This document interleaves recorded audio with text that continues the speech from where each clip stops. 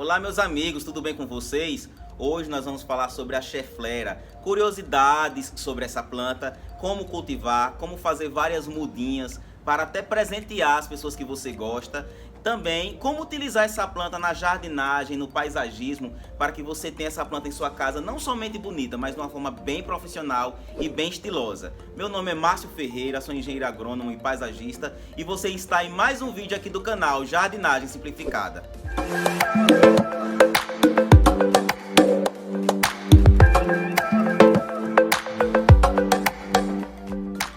Mas antes de nós iniciarmos a falar sobre a cheflera, eu gostaria de pedir a você que deixasse aquele like, se esse conteúdo for relevante para você, fizesse um comentário para dar mais relevância aqui ao nosso canal, também compartilhasse esse vídeo com seus amigos que gostam de planta e ativasse o sininho das notificações. Assim você vai ficar informado toda vez que sair um vídeo novo aqui no canal. Chamadas também de árvore guarda-chuva anã, ela leva esse nome porque é muito semelhante a uma espécie de planta bem maior, arbórea, né, que pode chegar até 15 metros, que são chamadas de árvore guarda-chuva. Ela, por ser bastante semelhante, mais menorzinha, é chamada de árvore guarda-chuva anã. Símbolo do otimismo, da harmonia e da vitalidade.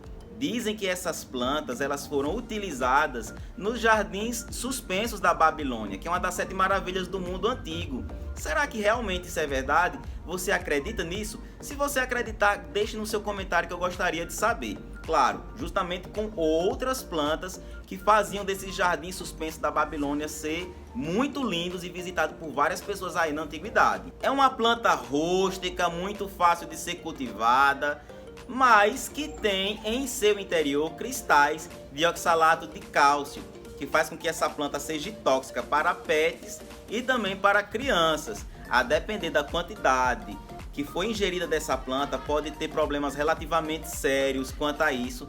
Portanto, deve-se ter um cuidado bastante acentuado em relação a essa planta. Seu nome científico é Cheflera arboricola. É da família das Araliáceas e tem por centro de origem o Taiwan. Olha, a parte mais interessante dessas plantas são as suas folhas. São folhas palmadas, ou seja, em formato de mão mais ou menos. São compostas, ou seja, tem esses folíolos aqui, pequenas folhas dentro da folha, né, podemos dizer assim.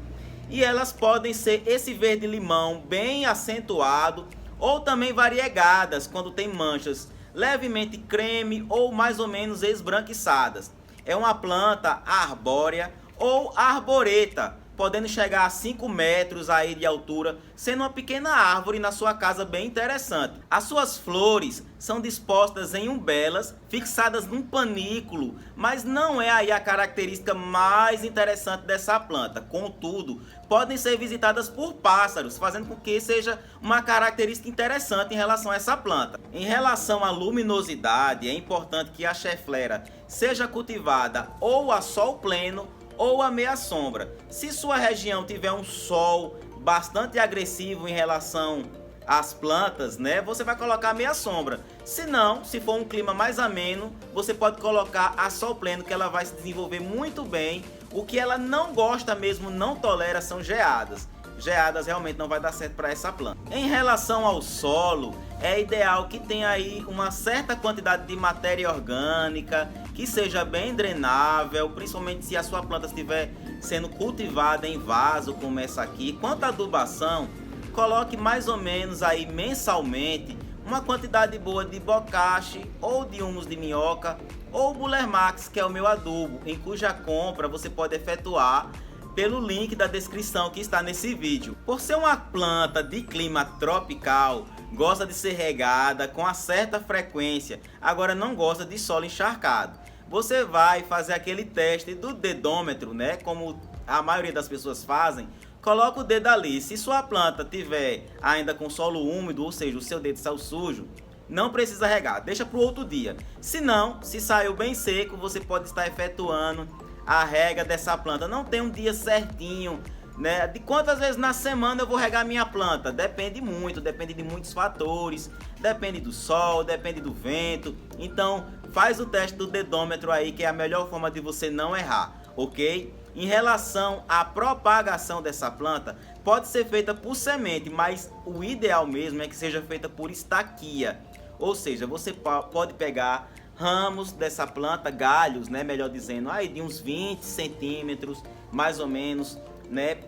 Arranca ali as folhas que estão na base, coloca em um substrato com bastante matéria orgânica e vai regando. Nesse primeiro período aí, é importante regar com muita frequência até enraizar. Pode fazer esse processo na sombra e aos poucos você vai colocando a sua planta à medida que ela for se desenvolvendo para o sol, ok? Dessa forma você vai ter muitas mudinhas dessas plantas, podendo presentear pessoas que você ama, porque planta realmente é um ótimo presente. E se você tem esse hábito de presentear pessoas com planta, melhor dizendo, deixa aí nos comentários que eu vou gostar muito de saber. Não são plantas muito exigentes em relação à poda, a não ser que você queira estimular os brotos laterais, né? Você vai estar fazendo alguma poda, porque isso vai estimular realmente essa planta a crescer para os lados. Ou de repente, se você estiver usando em topiaria, quiser algum formato arredondado ou um formato de paredão, se for uma cerca viva, você vai poder estar fazendo a poda, que ela vai também se adaptar muito bem.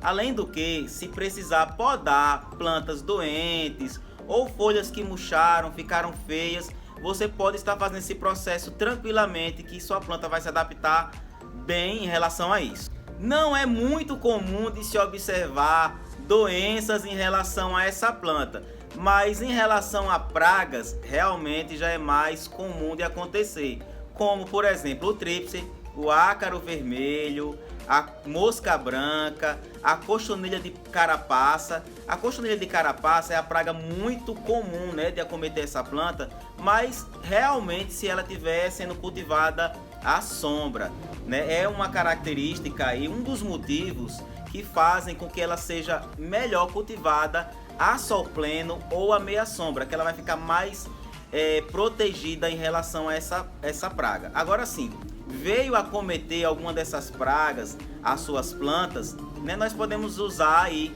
o óleo de Neem, que é um inseticida sistêmico bastante eficiente em relação a essas pragas, ou até mesmo o sulfocal. Vai dar certo você colocar e realmente está livre dessas pragas. Do ponto de vista de paisagismo, as chefleras são muito utilizadas nos jardins tropicais. Elas podem ser compostas, né, formando alguns conjuntos dessas plantas, ou também isoladamente, cai muito bem em vaso. Se você for colocar a sua planta no jardim, eu indico você colocar na parte de trás com algumas plantas menores à frente da cheflera, para dar aquele efeito volumétrico, né, aquele efeito de escada, onde a cheflera, por ser uma planta bastante grande, fica aí atrás, o seu jardim vai ficar com aquela cara de profissional, bem mais estiloso, bem mais bonito.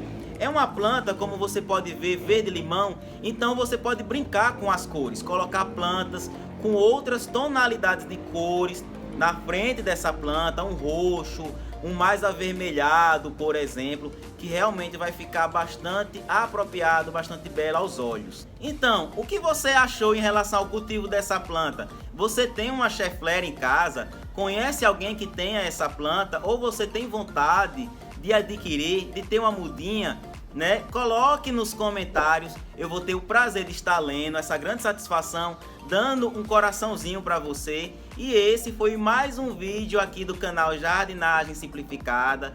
Fiquem todos com Deus e até o próximo vídeo. Até logo!